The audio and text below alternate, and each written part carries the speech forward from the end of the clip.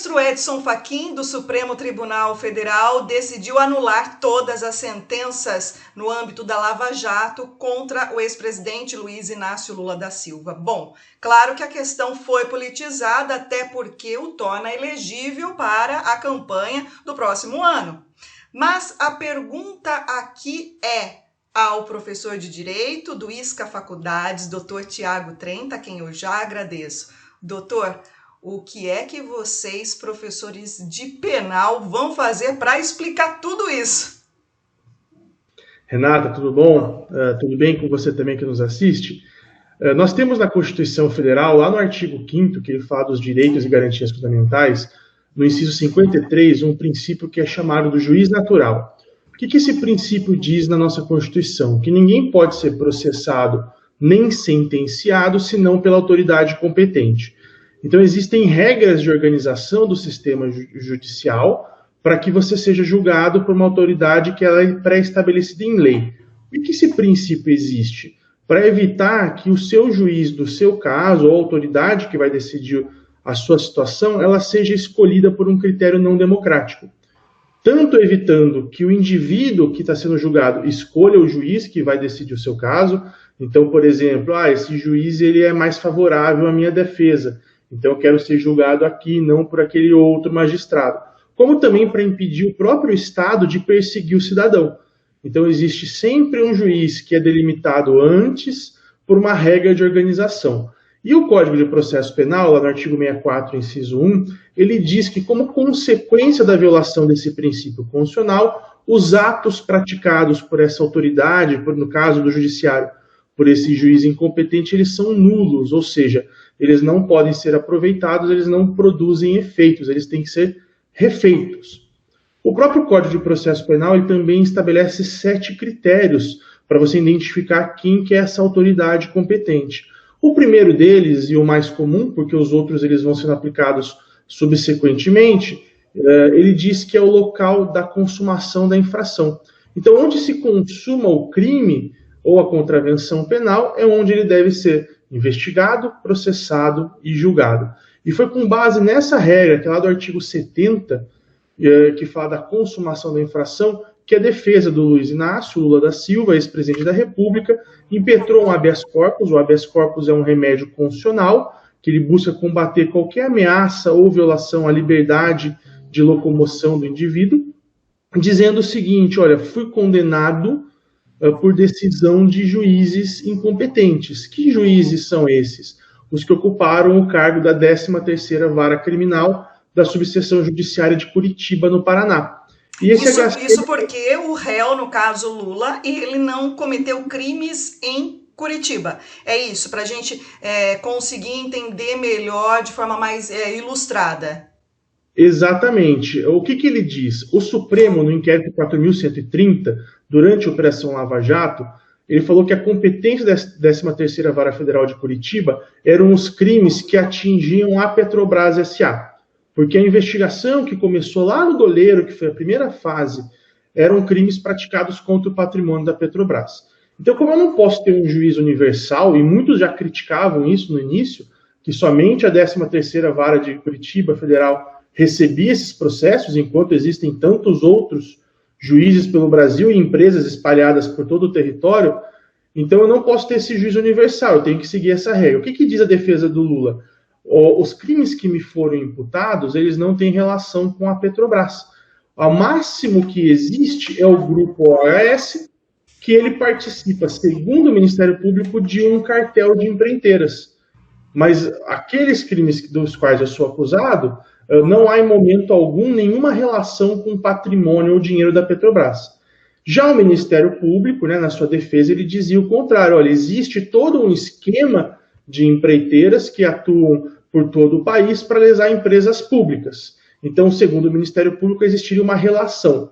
O ministro Fachin, seguindo esse entendimento que o Supremo já tinha fixado, ele disse o seguinte: olha, não existe relação entre os 3 casos envolvendo o ex-presidente da República e a Petrobras. Ao contrário, o que existe é uma relação entre esses casos e o grupo OAS, mas não há, nessa situação concreta, relação entre a OAS e Petrobras. Então, por não existir uma relação direta entre Luiz Inácio e Petrobras, ele não poderia ser julgado na 13ª Vara Federal de Curitiba, Paraná. Esse processo teria que ser distribuído a outro juízo. E ficou uma discussão se seria o juízo de São Paulo ou se seria o juízo do Distrito Federal. E o Supremo já tinha fixado anteriormente que o núcleo político da Operação Lava Jato e de outras situações seria julgado no Distrito Federal, porque não haveria como ter certeza de onde a infração foi cometida. Então, como eles exercem o seu mandato no Distrito Federal, por isso que ele determinou ao final que esse processo seja remetido a uma das varas federais de Brasília, Distrito Federal. Doutor, mas isso então agora significa que ele vai então para o Distrito Federal, os autos vão para o Distrito Federal, onde novamente deverá ser instruído o processo ou os processos, mas aí a gente não entra numa outra questão que é a possibilidade de prescrição pelos crimes pelos quais o ex-presidente foi acusado e foi condenado, mas agora volta, está tudo anulado? Sim, perfeitamente. Se já não tiver ocorrido a prescrição. Porque, como eu disse anteriormente, todos esses atos eles são considerados nulos. O ministro Fachin, ele declarou a nulidade só dos atos decisórios. Ele não declarou a nulidade nesse momento das provas produzidas. Isso vai ficar ao critério ao juiz do Distrito Federal, que ele pode ou não aproveitar essa prova. Então, não precisa descartar tudo o que está no processo. Então, ele aproveitar essas provas e pode refazer, e vai ter que refazer alguns atos de instrução, como não ouvir as partes, etc. Os prazos para defesa, as alegações, proferir uma nova sentença, vão ter novos recursos. Então, sim, é possível que ocorra a prescrição, porque todo esse trabalho que foi feito foi reconhecido nulo. Essa decisão, ela ainda é monocrática, somente do ministro Fachin. Provavelmente, o Ministério Público possa recorrer dessa decisão, mas tecnicamente a decisão do ministro Fachin ela não está errada. Está de acordo com a jurisprudência que o próprio Supremo já tinha fixado. O que poderia ter acontecido diferente, que esse é um problema do nosso sistema judicial, é uma análise mais rápida em momento anterior, para que isso não acontecesse já no fim desse processo. Até porque o Supremo ele já analisou esse caso em 2 vezes. Primeiro, quando Lula foi preso, se não me engano, isso foi em 2018. E segundo, quando o juízo quis transferir o ex-presidente Lula de Curitiba, que ele estava numa sala de Estado maior, para um presídio em São Paulo, entendendo que ele não tinha mais direito a essa sala, porque ele não era mais presidente em exercício. Então, por 2 vezes, o Supremo ele teve chance de analisar essa questão de competência, ainda que a defesa, talvez até por estratégia, não tenha discutido isso no momento, mas é uma questão de ordem pública. Então, o juiz, percebendo isso no caso, ele pode analisar de ofício. Então, talvez o grande problema aí foi a falta de celeridade do Supremo em identificar essa situação e analisar e já dar uma solução, dizendo, olha, não há competência aqui da 13ª Vara Federal de Curitiba, vamos redistribuir, como foi feito em outros tantos processos de outros réus também da Lava Jato, em que houve a redistribuição, como para o Rio de Janeiro, para São Paulo e para o próprio Distrito Federal. Isso já aconteceu em outros casos.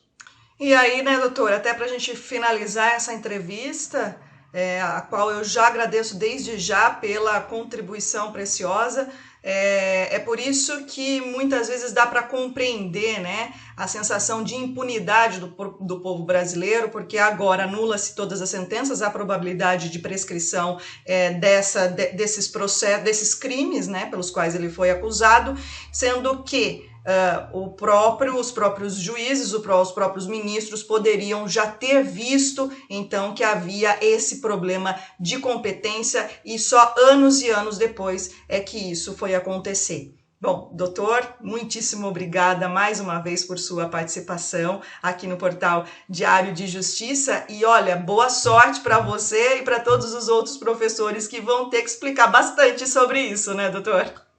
Exatamente. Esse ano e o ano passado, o Supremo emitiu várias decisões aí que são difíceis de explicar na prática. Vamos ter que fazer um malabarismo tal como o Supremo fez para conseguir, pelo menos, tentar explicar o que está acontecendo nessa realidade. Eu agradeço a oportunidade, só para lembrar, eu esqueci de falar, Claro. foram 3 casos em que esse HC atingiu. Foi o caso do triplex do Guarujá, o caso do sítio de Atibaia e as doações ao Instituto Lula. Os 3 foram anulados. Muito bem, este foi o professor de Direito do ISCA Faculdades aqui em Limeira, Dr. Tiago Trenta, ao portal Diário de Justiça.